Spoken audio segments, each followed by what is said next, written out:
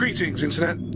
I'm Richie James, aka Warlord UK of the Northern Drunk Tank, and I am back again with Why I Love this time, as you can probably tell if you've not read the title already. I'm doing Why I Love Final Fantasy VII. Now, the story behind this game was basically, I was in high school when it came out, my friend had it, I watched him play it, it was at Nibelheim at the time fighting the Materia Keeper, and the game just, it blew my mind away. He was telling me about the story and everything that's been going on up to that point, and I fell in love with the whole thing. So I think it was about 4 months later I actually got it for Christmas, and well, I played the shit out of this game, plain and simple. It was my first RPG. I hadn't played any of them because before this, SNES games, Mega Drive games, I only had a few on each console because I was just a young kid, and I'd bounce between playing out with my friends and playing video games. Once I got to high school, that pretty much changed, and I became more of a gamer then. But yeah, this was my first game. I mean, everyone knows of Final Fantasy VII and its legacy that it's left behind. People love it, people hate it. It's people's personal choice towards it. Like I said, anyone who, well, I mean, this game came out in like 1997 for crying out loud, so you don't know the story by now. It's your own fault at this point. But the moment where Eric died at the end of Disc 1 it just shattered my world as a kid. I mean, it was just out there.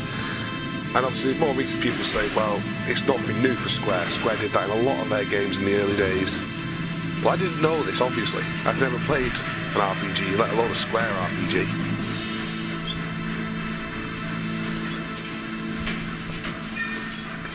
Yeah, this game was just, it was the right place at the right time. I think I spent over 100 hours the first time I played this, and I've had many subsequent playthroughs of it since. I still own it on PS1. I have the PS1 disc still here, which is what I'm playing now on an emulator, because I don't have anything that plays PS1 games anymore. Yeah, I always check the two bodies at the start of this, because you can get potions. I also actually own Guys, which was a fighting game which actually included Sephiroth, Cloud and Tifa. Still own that to this day, and don't think you can actually buy it anywhere anymore unless it's something stupidly overpriced. But I also own this on the PS Network, so I've also got it on my Vita and my PS3 whenever I want to play it. That's how much I love this game. I've just owned it in sellings. I even have the limited edition PSP for Final Fantasy VII Crisis Core. I mean, this game has pretty much just shaped up why I love JRPGs in general, which, as this series will go on, I'll be probably playing a few more of the JRPGs I've played, as well as doing a Let's Play of some of the ones I never got to experience when I was younger. Now, I'm not going to do a full Let's Play in this particular Final Fantasy. Excuse me, I'm sorry about that. Just name myself Cloud. Nobody changing the names on this. Yeah, I'll probably do another Final Fantasy. Maybe do Final Fantasy VIII, because that was another one I really loved. Or maybe even go back and do like 4, 5 or 6 or something. Or 1, 2 and 3 for those in America, I think it was. The numbering system was a bit messed up for the American style. Although, let's be honest, 7 was the first one that really took off across the world. I'm not going to change the names, I'll stick with what I've got. Yes, I know the controls, I should do by now, Jesus Christ.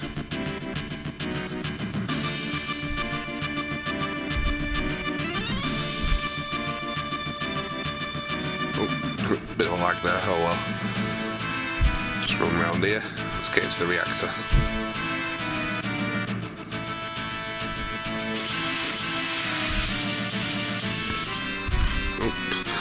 A few glitches in the audio there, so the emulator's probably not having as much trouble reading through my CDR at the moment, CD-ROM drive should I say, as I have the PS1 disc in there.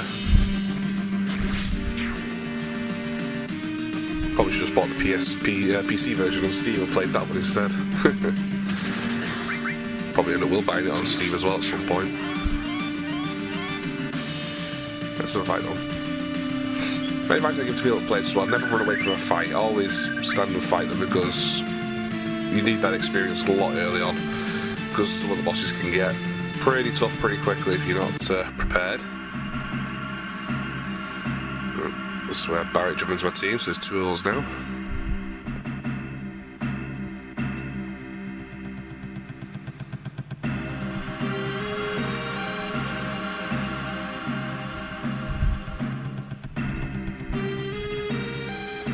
Like I said, this story to this game just comes with so many twists and turns as you go along. Granted, it's mostly in the first disc. The second disc just sort of unravels everything so you get a basic idea of what has been going on this entire time. And then the third disc is actually just the final boss, but you can explore some of the area outside. But if you head down this little passageway as well, there's another chest. Never knew this in my first playthrough.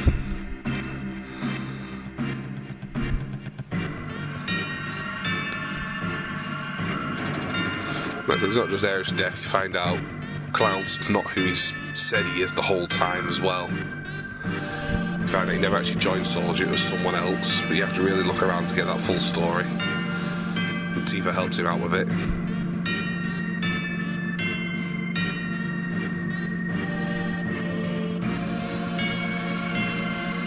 You also find out about a race that lived on this planet long before these guys did, called the Ancients. Again, like I said, if you don't know the story by now, then what the hell are you doing?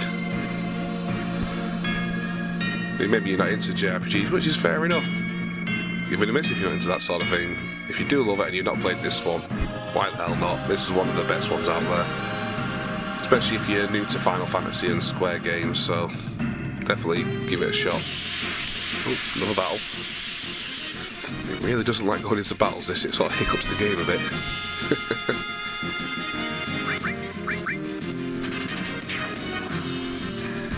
I remember as well when I got to the Materia Keeper, I'd myself, and I used Vincent in my team, and that was the biggest mistake you could do, because his limit break causes him to have an elemental attack which keeps giving the Materia Keeper health, which obviously I don't understand all that sort of stuff, and I'm like, what the hell's going on? And I said it was 97, so I was 12 years old.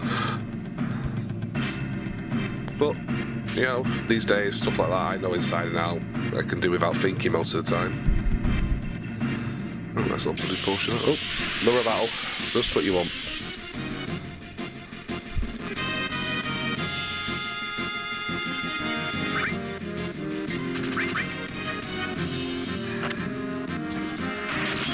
Oh, that was a whopping hit. Lovely.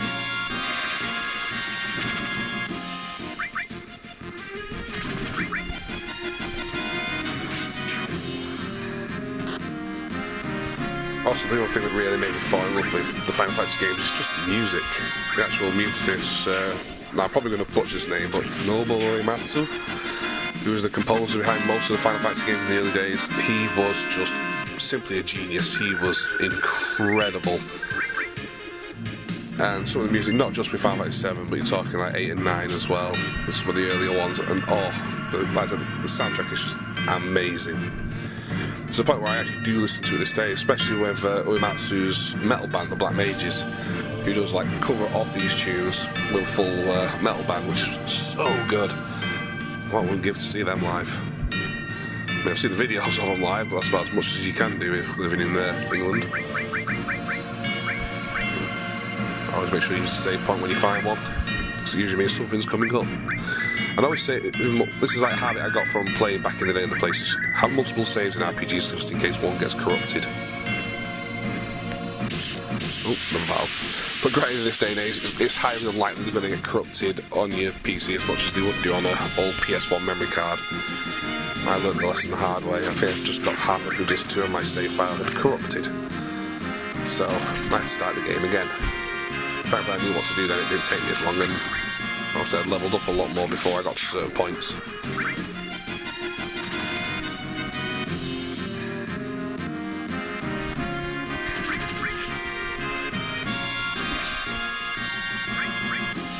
Also, I really enjoyed the way the materia setting works on this as well. It could actually both aid you and hinder you at the same time. Because although it can give you all these powers and summons and stuff like that, it can also reduce your health, your attack, and stuff like that. You have to really look at what you're doing. Great, you never stopped me, but... well, speaking of materia, you got that one right there. There you go, restore materia. Unfortunately, I won't be able to show you the materia system in this video because I think that's like an hour or so into it you learn all that.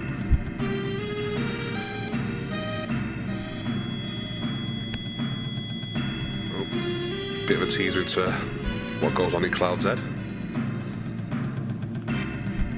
You find out later that you were here with Sephiroth, the reactor in Nibelheim.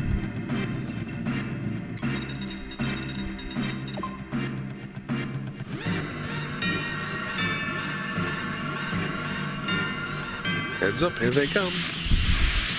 Now this first boss, I remember I used to struggle like hell on this because I didn't realise you're not supposed to attack it when its tail's up. But if you just keep pounding it with bolt and attack, when its tail's up, start healing yourself or just defend if you don't need to heal. And the boss is just, it's ridiculously easy once you go through that.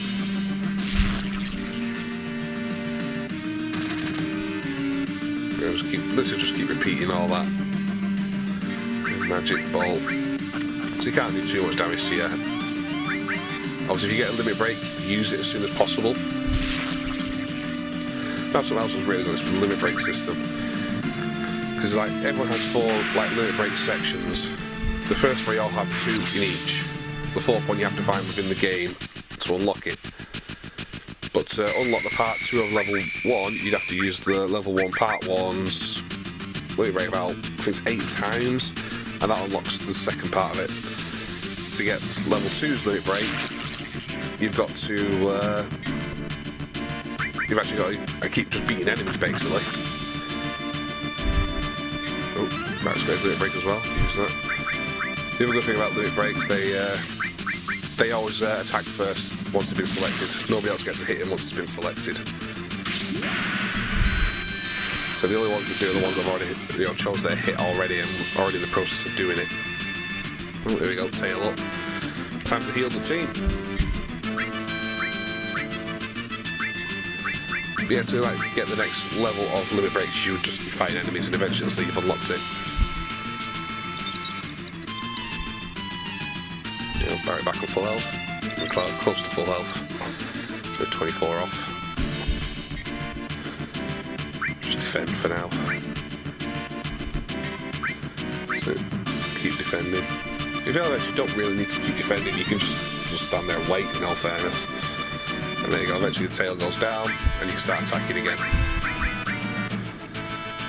He would whip you if you kept attacking with that tail off. I mean, you just keep counter-attacking with that tail later move and constantly do damage. There you go, sooner or later, the first boss goes down. Nice and easy.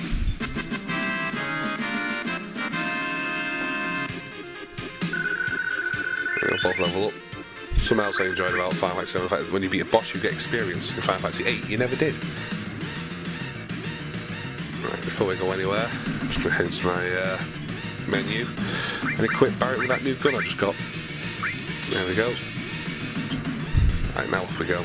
Now bear in mind, every time you go into a menu, every time you go into a fight, this timer does not stop. But you do have plenty of time anyway, so don't worry. I think you can do it in about 3 or 4 minutes.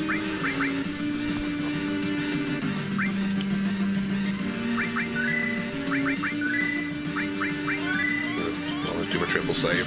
Just a force of habit now, that. I'm going to head up here. Now, something else you got to rescue Jessie as well on the way past because she's got her foot stuck.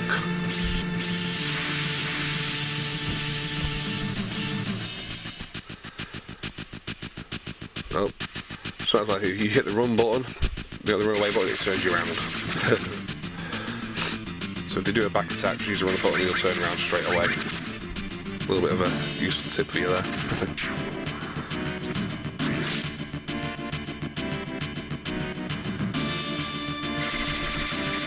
Like I said, everything you do, the timer just keeps going down. So don't mess around, just get on with it.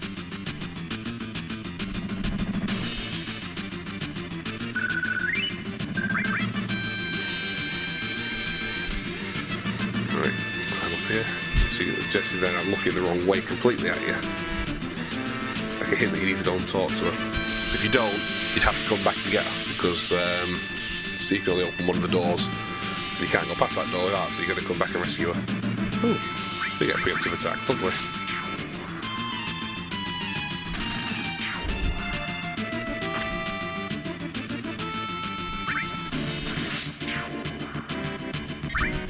Thankfully, the enemies aren't too difficult anyway at this point.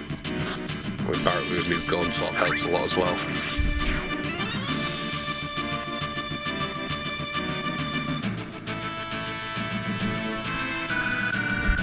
Yeah, nice bit of experience there. Right, now can we go talk to Jesse about someone else attacking me? There we go.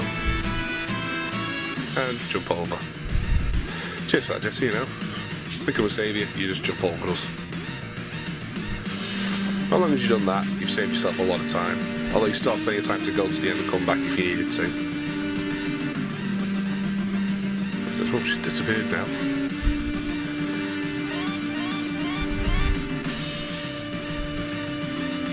But they do try and put a sense of urgency on you with this. It's like, nah, when you've played it as many times as I have at this point, it's like, there's no real threat. You know how quickly you can get it done.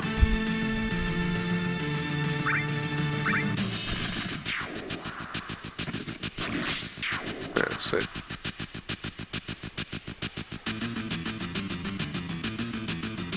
I just remember when I first completed this as well, you actually use Omnislash on Sephiroth. It's like a forced thing, really. I didn't actually have Omnislash at that point, so I was like, what the hell is this move? It was on my second playthrough where I actually started getting the level 4 limit breaks, and I'm like, oh, these are really cool. Right, talk to Jesse first. There you go. Talk to Biggs. And that's literally it. Once you get through this next screen down here, that's the end of the mission. See? Time is gone, you don't have any control anymore, you just go with the flow now. Save Jesse again. Not very good on your feet, are you, Jesse?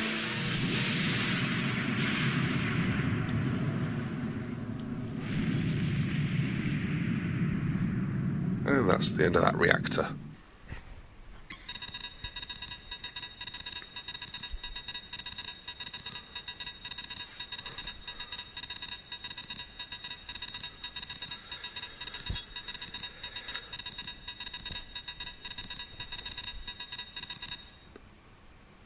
Right, let's blow our way out of here.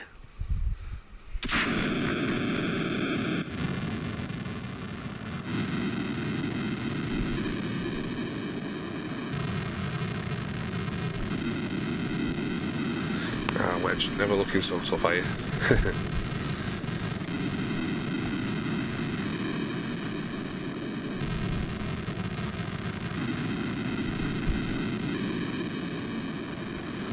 I'll just follow Barry out of here, although he will disappear on the next screen. This will be the first time you see Aerith, or Aerith, depending on your region.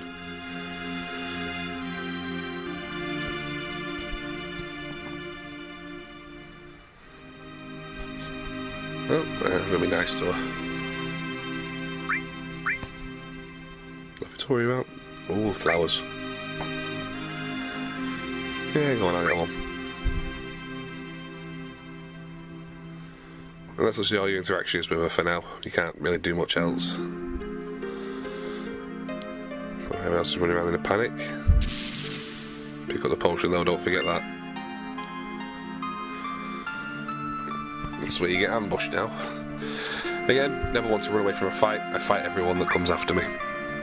Not that it makes any difference whatsoever.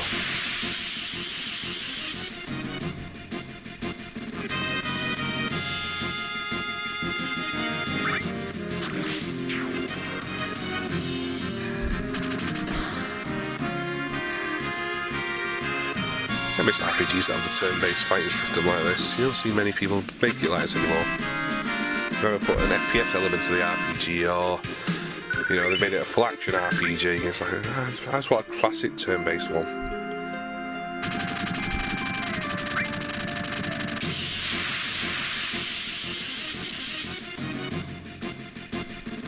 So I've never run away from a fight.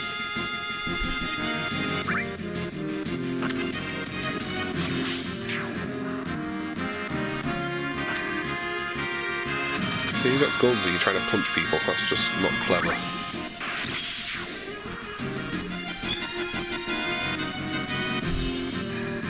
Okay, so use your machine gun.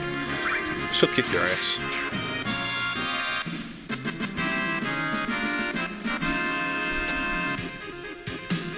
Just got pwned. There's one more fight to go and then we catch the train. There's actually no point in actually doing these fights. I only do it so I can get the experience. Oh, got me on a pincer movement.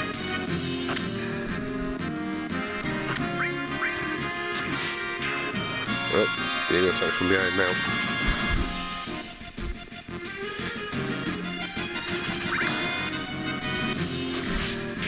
I've barely lost any health at the moment. Unless I've still got... Well, it's less than 100 health I've lost so far in these little fights. It's like, they're not difficult.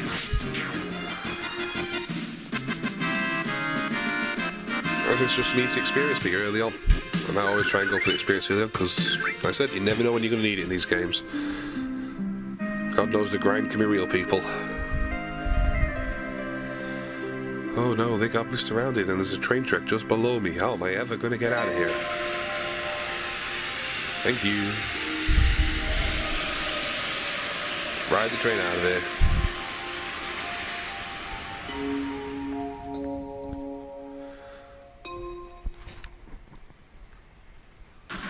Cut to the team that actually did get on the train itself properly.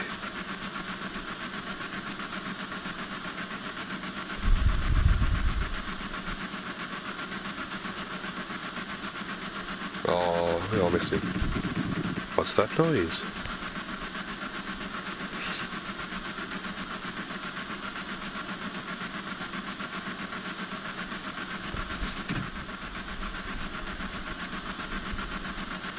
That's the way of talking about your team, calling them all screw-ups.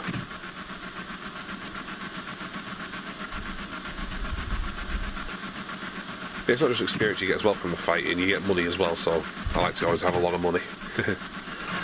That's it. Nobody noticed the door just opened as well. You wait till I jump in before they go, oh look at that, it's Cloud. Yeah, I know how to make an entrance. Mr. Cool.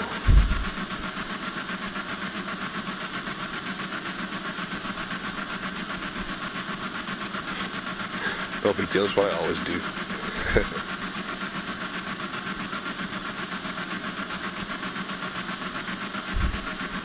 Oh, we touched a nerve there.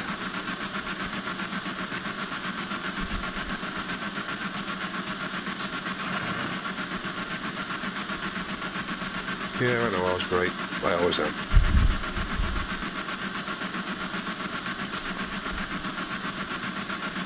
And somebody finally thinks about shutting the door. Oops, sorry about that. I should have put my phone on silent, but I didn't. Do apologise.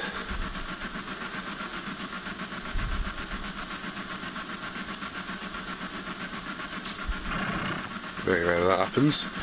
Right, let's just follow everybody else out of here.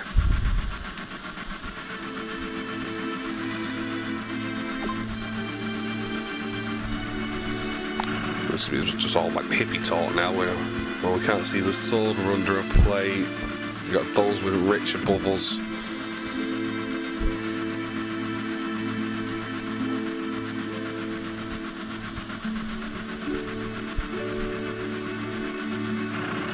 Yeah, the last train home, always full of hooligans, isn't it?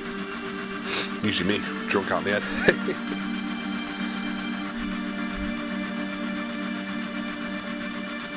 Oh.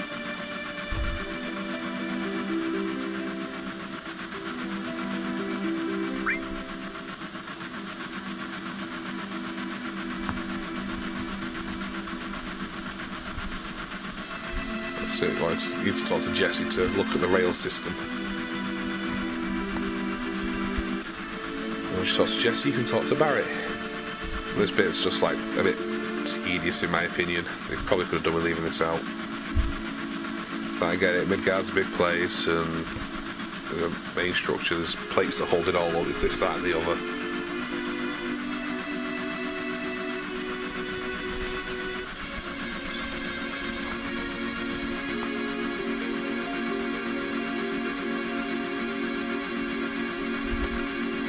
called sectors now. That's simply it. Wrong numbers. I am not a number.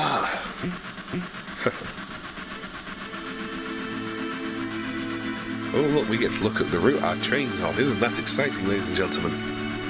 As they probably could have done without a lot of this little bit, but I get why they make a mention of the security checks, though. That's understandable, because it is something that pops up in the next mission you do with Avalanche.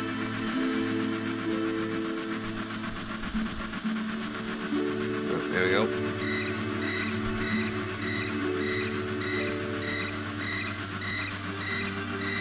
That's off, you never know what kind of creeps will come out. What if that could be a hint for something you've got to know about later? Yeah, some douche goes and tries to steal your money. So watch out for that when you're on the next train. You'll want to get your money back.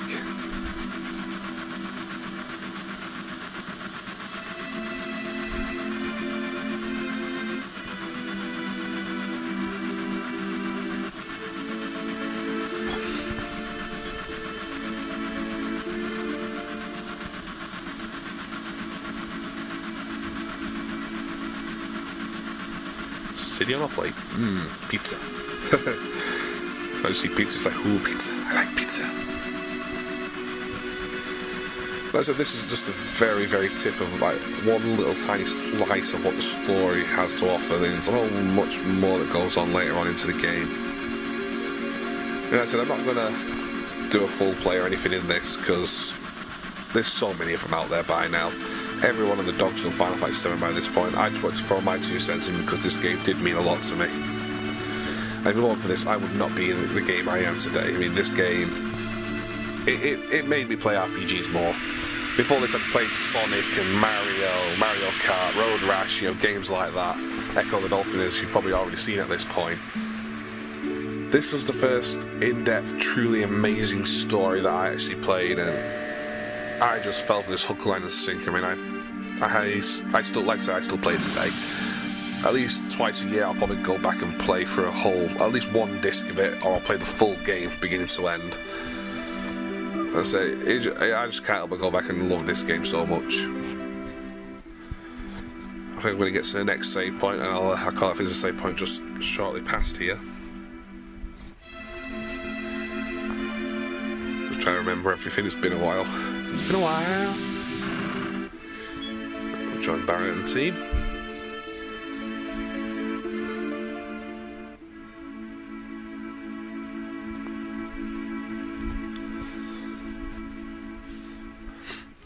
Right, back to the hideout, everyone. Unfortunately, I won't be going that far to save points before then. Right, now we take control again and carry on following. There we go, save point just up here. Well, thank you everyone so much for watching this. I hope you've enjoyed my little stories about this game and what it's meant to me. And if it's meant something to you, feel free to leave a comment below and let me know what it means to you. There'll be many of this, and like I said, I'll probably be doing some Final Fantasy VIII soon as well, so please stay tuned for that as a Let's Play. But feel free to watch the rest of our stuff and catch us on the stream sometime. But for me, Richie James, aka WarJK, I'm out. Peace, everyone. Goodbye.